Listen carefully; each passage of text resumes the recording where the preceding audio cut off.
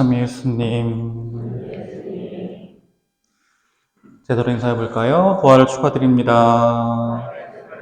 옆에 계신 분들과도 부활의 기쁨 나눠보시면 좋겠어요. 부활을 축하드립니다. 기분 탓인지 모르겠는데 아까 주애라고 멘사 때도 그렇고요. 성탄을 축하드립니다 할 때는 굉장히 밝은 표정으로 성탄 축하드려요, 메리 크리스마스 하는데 뭘 찍는 거야 지금?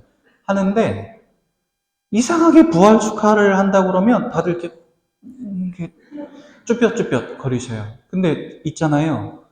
사실 저희한테 가장 기쁜 게 부활이거든요.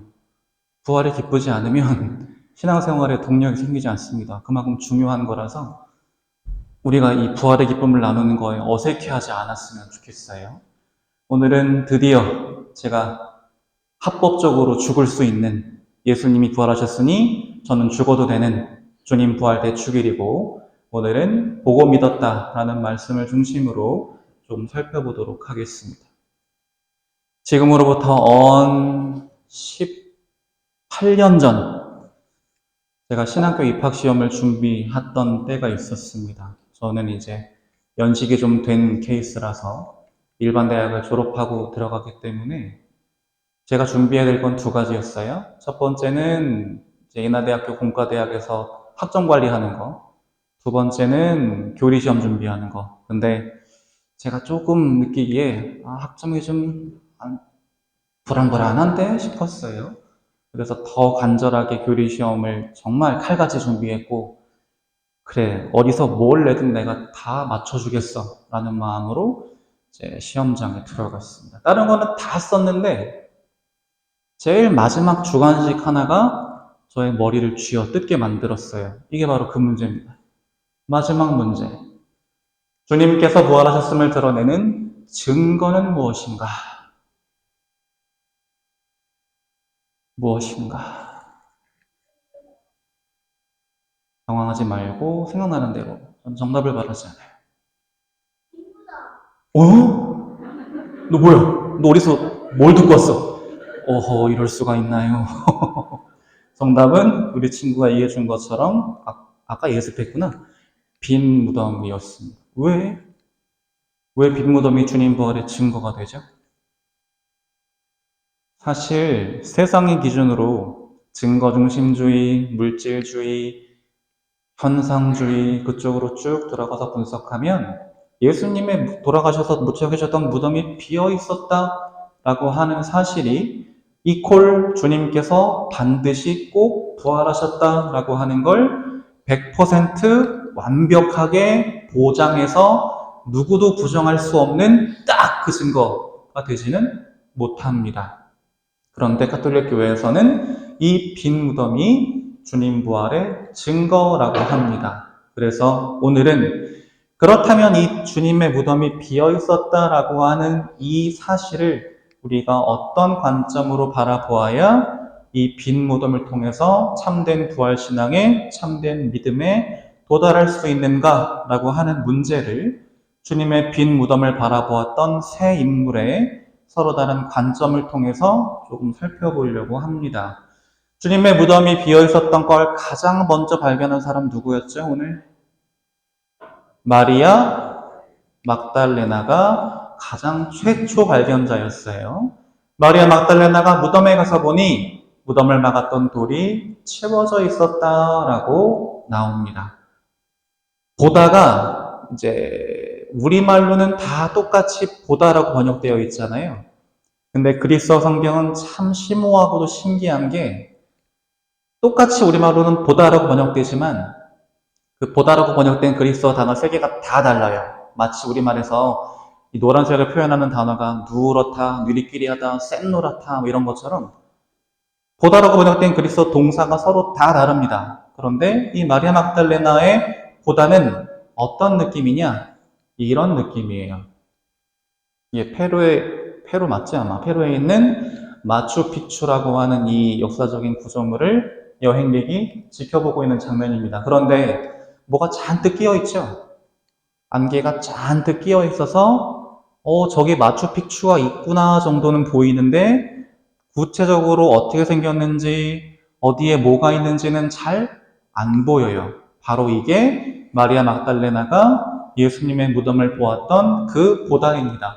멀리서 흐릿하게 대충 훑어보다. 왜 그랬을까요? 마리아가 예수님의 무덤을 찾아갔던 게 언제였다고 나와 있죠? 주간 첫날 새벽, 아직도 어두울 때 여자 혼자의 몸으로 무덤으로 간 거예요. 갈 수 있어? 못 가요. 왜? 무섭잖아요. 눈에 제대로 보이는 게 없는데. 당연합니다. 마리아 막달라나의 봄은 그리스어로는 어떤 단어를 쓰냐면 블레포라고 하는 단어를 쓰는데 이것은 무슨 뜻이냐? 그저 눈에 보이는 대로 내 망막에 상이 맺히는 대로 수동적으로 보는 거예요. 왜 그랬을까? 바위 어디 갔어? 돌 어디 갔어? 라고 하는 사실에 깜짝 놀라서 제대로 뭘 살펴볼 마음의 여유가 없었어요. 큰일 났어. 어떡하지? 누가 예수님의 시신을 꺼내갔으면 어떡하지? 예수님의 시신에 몹쓸 짓을 하다면 어떡하지? 걱정이 너무 많고 두려움이 너무 많아서 제대로 확인을 못했어요. 그래서 어떻게 됐느냐? 잘못된 결론에 섣불리 빠집니다. 어떤 결론에 빠졌나요? 누가 주님을 무덤에서 꺼내갔어요. 주님의 시신을 훔쳐갔어요. 라고 하는 잘못된 결론에 빠져서 예수님의 제자들에게 쪼르르르 달려가서 자기가 확인한 그 사실을 전하죠. 그래서 어떻게 됐죠? 제자들이 이렇게 깜짝 놀라서 세상에나 마상에나 어쩌면 좋아 큰일 났네 라는 이 간절하고 깜짝 놀란 표정으로 예수님의 무덤을 향해 뜀박질해 갑니다. 그리고 무덤에 도착하죠. 무덤에는 누가 먼저 도착했죠? 어떤 이 사람 누굴까요? 요한복음에서 예수님이 사랑하신 제자라고 표현하는 사람은 한 사람밖에 없어요. 요한이 먼저 도착했지만 무덤에 먼저 들어간 건 누구였을까요? 베드로. 그 얘기는 나중에 하고 먼저 베드로가 무덤으로 먼저 들어가서 아마포가 놓여있는 것을 보았다라고 마찬가지로 기록하고 있습니다. 아마포라는 건 뭐냐면 우리나라에서 사람이 죽으면 이제 배로 감싸고 수의를 입히잖아요. 그거랑 똑같이 시신에 냄새 나지 말라고 썩지 말라고 염을 하고 나서 감아놓는 천입니다. 그게 다 이렇게 풀어헤쳐져서 놓여있는 거예요. 심지어 또 무엇을 보았나요? 예수님의 얼굴을 가렸던 수건은 어떻게 되어 있었다고요? 한쪽에 잘 개켜져 있었어요. 굉장히 중요한 상황입니다. 왜 그럴까요? 사실 마리아 막달레나의 입을 통해서 누가 주님을 무덤에서 꺼내갔습니다 라고 하는 이 말은 대사제와 율법학자들이 사람들 사이에 퍼뜨린 소문이에요. 야, 예수님의 제자라는 놈들이 말이야 밤중에 몰래 그분의 시신을 훔쳐가서 어딘가에 숨겨놓고는 말이야 예수님이 부활하셨다! 라고 거짓말을 하고 다니더라고 라는 걸 돈을 이용해서 사람들에게 퍼뜨린 소문이었습니다. 그 부분을 바로잡기 위해서 더 어떻게 보면 예수님께서 우리에게 보여주시는 징표라고 할 수 있죠. 왜? 이게 왜 징표예요? 누가 예수님의 시신을 아무도 모르게 몰래 무덤에서 꺼내가고 싶으면 상식적으로 어떻게 해야 돼요? 내가 꺼내가는 사람이 누군지 몰라야 돼요. 근데 굳이 아마포를 다 벗기고 심지어 얼굴에 덮였던 천까지 굳이 또 떼서 그걸 또 그 밤에 고이 접어서 무덤에 두고 갔다고요? 상식적으로 말이 안 되는 상황이죠. 아무튼 베드로는 보았습니다. 아마포 놓여있는 것을. 근데 베드로가 보는 것은 어떤 봄이냐? 이런 겁니다. 찾아보세요. 숨은 그림. 그 사람이 지금 뭐라는 거야 싶으시죠? 네, 못 찾으시는 게 정상이에요. 왜? 눈 크게 떠도 안 보일걸? 못 찾으시는 게 정상이에요. 왜? 뭘 찾아야 될지 모르잖아요. 뭐 어떻게 찾아 여기서? 그냥 늑대랑 소녀밖에 안 보여요. 이게 베드로의 봄이었어요. 무슨 뜻일까요? 베드로는 마리아 막달레나와는 달리 하나하나 꼼꼼히 보긴 했어요. 어떻게 돼 있나? 예수님 어디 가셨나? 보긴 했는데 어떻게 봤어요? 목적 없이 봤어요. 베드로의 본문 그리스어로 뭐라고 되어 있냐면 테오레오라고 하는 단어를 쓰는데 이것은 겉으로 드러나는 현상이나 사물을 꼼꼼하게 살펴보는 것을 뜻합니다. 그러나 중요한 건 무엇이 빠져 있다? 내가 무엇을 보아야 할지, 무엇을 찾아야 할지, 무슨 의미가 있는지를 모르고 보는 봄이라 그냥 수박 겉핥기로 끝날 수밖에 없는 봄이에요. 그래서 베드로는 어떻게 됐어요? 빈 무덤을 보았음에도 불구하고 어떻게 됐어요? 아무것도 깨닫지 못했어요. 자, 그렇다면 이제 누구 남았어요? 요한 남았죠. 요한도 들어갑니다. 그제야 무덤에 먼저 다다른 다른 제자도 들어갔다. 그리고 보고 믿었다라고 나옵니다. 뭐가 좀 다르네요. 보고 뒤에 뭐가 붙어 있어요? 믿었다라고 하는 신앙이 붙습니다. 이게 요한 사도가 갖고 있는 특징이죠. 요한의 봄은 어떤 봄이냐? 이런 봄입니다. 누구예요? 셜록. 저거 손에 들고 있는 건 뭘까요? 탐정 돋보기라는 거예요. 셜록이라고 하는 사람은 늘 저거를 들고 사람을 꼼꼼하게 봐요. 옷에 붙어있는 먼지가 왜 묻어있는지, 흙이 묻어있으면 왜 묻어있는지, 흙이 어떻게 생겼는지, 점도가 어떤지, 어느 집안 흙인지를 다 봐요. 그래서 좀 재수없긴 하지만 다 맞춰요. 저 사람의 심리 상태, 출신, 여기 온 목적 다 맞춰요. 그렇게 볼 수 있는 이유는 뭘까요?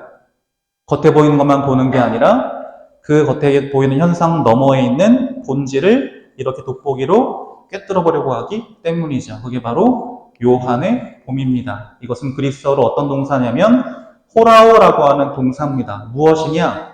의미와 이유를 생각하면서 현상 너머에 있는 본질을 통찰해서 보는 겁니다. 다시 말해서 베드로는 뭘 찾아야 될지 모르는 숨은 그림 찾기를 했다면 요한은 내가 여기서 뭘 찾아야 되지? 를 생각하고 봤다는 소리예요. 예수님이 왜 무덤에 안 계시지? 예수님이 무덤에 안 계시다는 이 사실에서 나는 도대체 어떤 의미를 찾아야 되고 예수님이 어떤 의도를 헤아려야 되지? 를 생각하면서 본 겁니다. 그렇게 해서 어떻게 됐어요? 주님께서 진짜 생전에 말씀하셨던 그대로 죽음을 이기고 부활하셨구나 라고 하는 것을 믿게 됐지요. 그런데 요한이 이렇게 하기까지는 아주 한 가지 중요한 과정이 있었습니다. 뭘까요? 제가 아까 잠깐 나중에 얘기할게 하고 넘어갔던 거. 뭘까요? 이럴 수 있었던 원동력. 당황하지 마. 혼내지 않아. 원동력. 이 질문을 해봐야 됩니다. 우리는. 어떤 질문? 요한은 왜 자기가 빨리 달려서 무덤에 먼저 도착해놓고서는 베드로보다 늦게 들어갔지? 를 물어야 합니다. 왜 그랬을까요? 당황하지 말고. 장유유서라서? 베드로가 수제자라? 라는 해석이 교회 안에서도 많이 있었습니다. 요한 사도가 예수님이 베드로에게 주셨던 수의권, 그러니까 수제자라고 하는 그 제자의 권한을 요한 사도가 존중하는 의미로 먼저 베드로가 들어가게 했다라고 하는 해석이 교회 안에서는 있습니다. 그러나 저는 그 해석보다는 차라리 이 해석이 더 맞다고 생각합니다. 생각했던 거예요. 들어가기 전에. 내가 여기서 예수님이 무덤에 비어있다는 건 이미 들어서 알아요. 근데 내가 이걸 눈으로 보기 전에 먼저 생각해 보려고 한 거예요. 마음을 찬찬히 돌아보면서 예수님이 생전에 무슨 말씀하셨었지? 쭉 돌아보고 그러면 이러이러한 말씀들을 통해서 내가 이 무덤이 비어있다는 사실과 결합해서 난 뭘 깨달아야 하지? 라고 하는 거를 찬찬히 생각해보고 들어간 거예요. 마치 눈에 렌즈를 끼듯이 신앙이라고 하는 관점을 장착하고 들어가서 봤기 때문에 요한은 무덤이 비었네에서 어디까지 갈 수 있었다고요? 예수님이 진짜 부활하셨구나까지 갈 수 있었어요. 근데 이게 바로 우리가 지녀야 할 신앙이라고 하는 시각인 겁니다. 굉장히 유명한 구절이에요. 너무 오래된 책이라 이제는 인용하는 것조차도 민망할 정도로. 나의 문화유산 답사기에 보면 저자가 머리글에 이런 말을 적어놨습니다. 사랑하면 알게 되고 알게 되면 보이나니 그때 보이는 것은 전과 같지 않으리라 하는 것 구절을 적어놓은 바가 있습니다. 무슨 뜻일까요? 곧 결혼하실 두 분, 오빠야 동갑이야? 오빠지. 오빠 처음 봤을 때 어땠어? 그렇게까지 얘기한다고? 근데 보면 볼수록 어때? 그치, 그러니까 결혼하기로 했겠지? 어땠어 처음에? 이렇게 하면 또 혼자만 나쁜 사람 되죠? 자, 처음에는 잘 몰라요. 아무 생각 없이 그냥 이러면 저 사람이 어떤 사람인지 몰라요. 그냥 잘생겼으면 잘생겼다 까지 끝이에요. 근데 쟤는 무슨 생각을 하고 있나를 관심을 가지고 계속 보다 보면 볼수록 더 알게 되고 알면 알수록 빠져들게 되고 더 이 선순환도를 통해서 더 사랑하고 더 잘 알고 더 사랑하고 더 잘 알고가 가능해지는 거죠. 우리가 신앙의 눈을 지녀야 하는 이유도 사실은 마찬가지입니다. 아무런 관심 없이 애정 없이 정성 없이 노력 없이 그냥 무덤덤하게 이사시간 오셔가지고 신부가 성체를 드나 보다, 신부가 강론을 하나 보다 하고 계시면 1시간 동안 아무것도 못 얻어가셔요. 근데 그게 아니라 저 사람이 지금 무슨 말을 하고 있나? 저런 얘기 우리한테 왜 하지? 그리고 성찬의 전례 때도 마찬가지. 그냥 제가 성체를 들어 올리고 성현을 들어 올리고 하면 그냥 올리나 보다 대부분 그러시잖아요. 근데 어떤 분들은 굉장히 드문데 성령이 임하시는 걸 보시는 분들이 계셔요. 영안이 뜨이신 분들 중에. 신부님 진짜로 성령 청원 기도할 때 저 빨간 게 내려오는 걸 봤는데 제가 이상한가요? 라고 걱정하시는 분들이 계셔요. 그게 우리가 이제 믿음의 눈이라고 하는 겁니다. 정성을 기울이고 노력하고 관심을 가지고 애정을 가지고 보다 보면 내 주변에서 일어나는 모든 일 하나하나가 허투루 일어나는 게 없어요. 다 하느님의 섭리고 다 하느님의 사랑이고 다 하느님의 자비예요. 나한테 뭔가 특별한 선물을 주셔야 내가 원하는 어떤 한 가지를 꼭 이뤄주셔야 하느님이 나를 사랑하시는 거고 하느님이 계시는 게 아니라 우리가 지금 여기에 앉아있다는 사실 자체만으로 어마어마한 굉장히 많은 섭리가 작용했기 때문에 앉아 계신 거예요. 어떤 섭리가 작용했을까요? 제일 큰 거 뭘까요? 내가 아직 살아있잖아요, 지금. 근데 왜 우리는 거기서 기적을 못 느낄까요? 당연한 건가요? 아니에요. 어제 돌아가신 분들한테는 오늘 살아있는 게 절대 당연하지 않아요. 근데 우리는 자꾸만 그 큰 기적은 놓치고 작은 것들, 눈에 보이는 증거들만 찾으려고 하면서 하다 보니 신앙이 무미건조하고 왜 내가 성당에 나올지 모르겠고 하는 상황들이 벌어지는 거죠. 그래서 부활을 맞이해서 한번 나의 신앙을 좀 다시 돌아보시면 좋겠습니다. 나는 하느님을, 내 주변에서 일어나는 일들을, 내 주변 사람들을 어떤 눈으로 바라보고 있나?